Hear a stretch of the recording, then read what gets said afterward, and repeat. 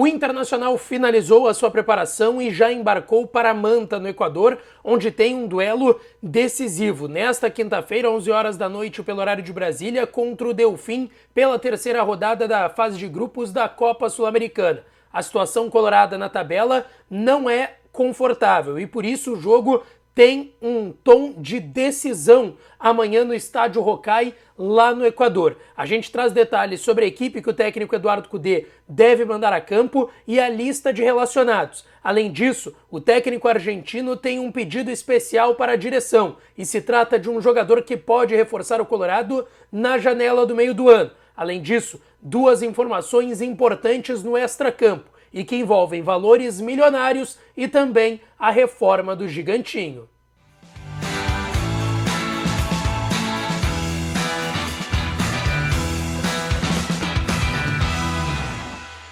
Fala, minha rapaziada, sejam bem-vindos a mais um vídeo aqui no canal Lucas Dias Repórter, e nesse conteúdo eu te atualizo sobre o que de mais importante aconteceu no Internacional nesta quarta-feira, dia 24 de abril de 2024. Antes, não te esquece, deixa o teu like no vídeo, te inscreve no canal, ativa as notificações por aqui, já dá essa força. Estamos próximos dos 60 mil inscritos aqui no canal Lucas Dias Repórter, então deixa o teu like, te inscreve e ativa o sininho das notificações por aqui. E é claro que esse conteúdo e todos os outros têm o apoio de KTO, KTO.com, a melhor casa de apostas do país. Aproveita o código DIAS para tu ganhar 20% de free bet no teu primeiro depósito e corre lá para apostar em vitória do Inter. Esse é o meu palpite. Você quer dar o mesmo? Quer dar o empate? A derrota do Inter? Quem vai fazer gol? Mais de quantos gols no jogo? Tudo isso, KTO.com, que é onde a diversão acontece. Rapaziada, quero começar aqui falando sobre a atividade que aconteceu hoje pela manhã no CT Parque Gigante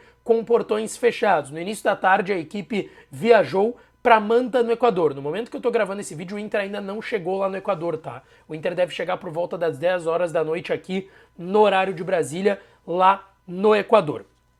Bom, dentro disso, o que a gente tem para trazer de novidades importantes? Fernando e Lucas Alário, que estão recuperados, o Fernando da contusão no ombro direito e o Alário de uma fissura na costela, não estão com a delegação que viajou para o Equador para essa partida de amanhã contra o Delfim. Ainda que estejam recuperados, o Inter tem um entendimento de que os dois jogadores não estão 100%.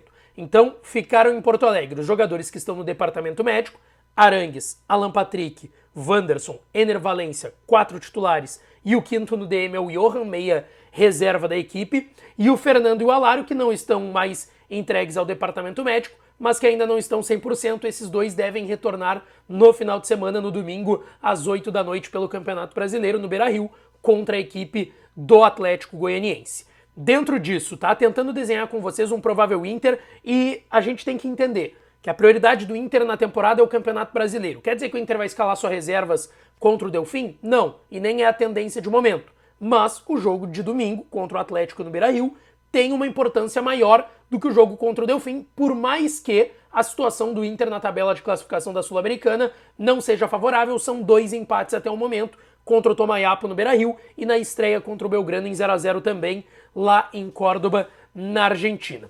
Um provável Inter para esse jogo, tá? Tem Rocher no gol, Bustos ou Hugo Malo na lateral direita, Vitão e Mercado no miolo de zaga e René ou Bernabé na lateral esquerda. Thiago Maia o primeiro volante, mais à frente o Bruno Henrique ou Bruno Gomes, Maurício, Gustavo Prado e Wesley, Borré ou Luca. Por que eu tô trazendo esse ou, tá? Parece o time do Papai Noel, ou. Por quê?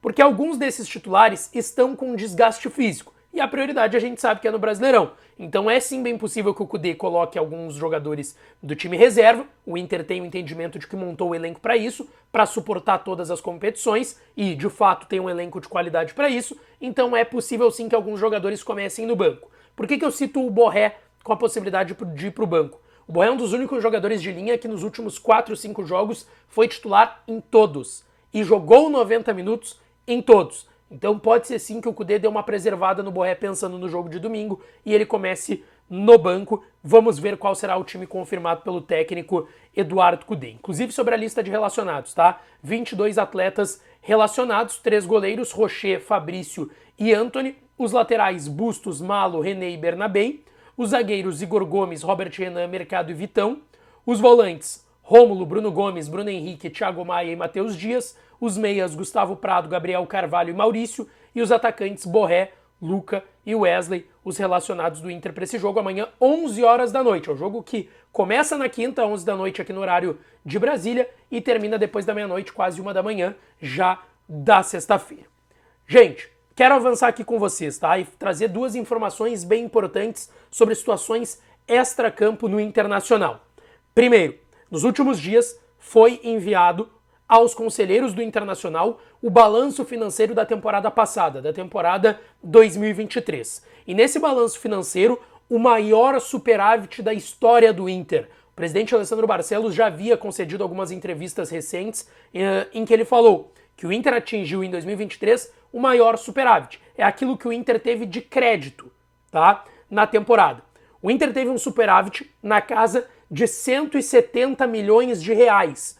Claro, isso envolve já o dinheiro que entrou no ano passado da Liga Forte do Futebol, a LFF, que é pela venda dos 20% dos direitos de transmissão do Inter pelos próximos 50 anos. O Inter recebeu, aliás, vai receber na totalidade 218 milhões de reais. O Inter já recebeu metade desse valor e essa grana entrou nesse balanço financeiro e por isso um superávit tão alto, então, na ordem de 170 milhões de reais. Uma receita no ano de 2023, na temporada passada, de 700 milhões de reais. Passa um pouco, é quase 710 milhões de reais a receita do clube no ano passado.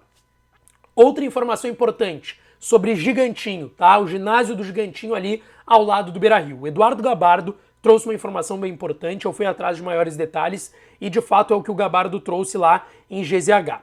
O Inter já está iniciando e deve divulgar nos próximos dias maiores detalhes sobre a reforma do Gigantinho. A gente sabe, a estrutura do Gigantinho é antiga, requer uma reforma e o Inter também quer utilizar mais o Gigantinho do que tem utilizado ultimamente. O Gigantinho, a gente precisa partir da ideia que ele será reformado, tá? Isso era uma promessa de campanha, inclusive, do presidente Alessandro Barcelos, ainda quando candidato à reeleição. O Inter não vai pagar a reforma do Gigantinho, não diretamente. O Internacional já tem parceiros e investidores para realizar a obra e a reconstrução, não vou nem tratar como reconstrução, né? A reforma do Gigantinho. O Inter tem parceiros e investidores, o dinheiro não vai sair do Internacional. Só que tu tendo parceiros e investidores, tu tem que dar algo em troca. Isso ainda não está tão detalhado e tão claro, e eu até perguntei para algumas pessoas que me disseram que ainda isso é mantido em sigilo e não deve ser divulgado, pelo menos não agora, tá? Pode ser aí, quem sabe, uma gerência do Gigantinho para alguns eventos, enfim. Vai depender do acordo que o Internacional está bolando com esses parceiros e investidores. Então o Inter vai gerir, sim, o Gigantinho, mas não vai gerir a grana que será colocada nessa reforma, porque tem parceiros e investidores para isso. É uma reforma que, pelo que a gente escuta no bastidor, deve girar em torno de 20 milhões de reais para reformar todo o ginásio do Gigantinho, tá certo? Bom, gente, voltando para a questão dentro de campo, uma informação também importante que o pessoal do Revista Colorada trouxe, de que Yerry Mina, zagueiro colombiano de 29 anos, que eu já comentei aqui nos últimos meses no canal, que é um jogador que, segundo o seu empresário, que é o empresário do colombiano Yerry Mina e também do colombiano atacante do Inter Borré, ele falou que vai oferecer o Mina para o Internacional. E pelo que a gente tem de informações, é um nome bem quisto nos bastidores. Só que o pessoal da Revista Colorada trouxe uma informação bem importante, de que o técnico Eduardo Cudê tentou trazer o Mina na janela do início do ano. O Inter tinha trazido o Robert Renan, tinha aí o Vitão, o Igor Gomes, o Hugo Malo pode jogar ali, o Gabriel Mercado, mas que o Cudê gosta muito do Mina e teria tentado trazer o jogador no mês de janeiro.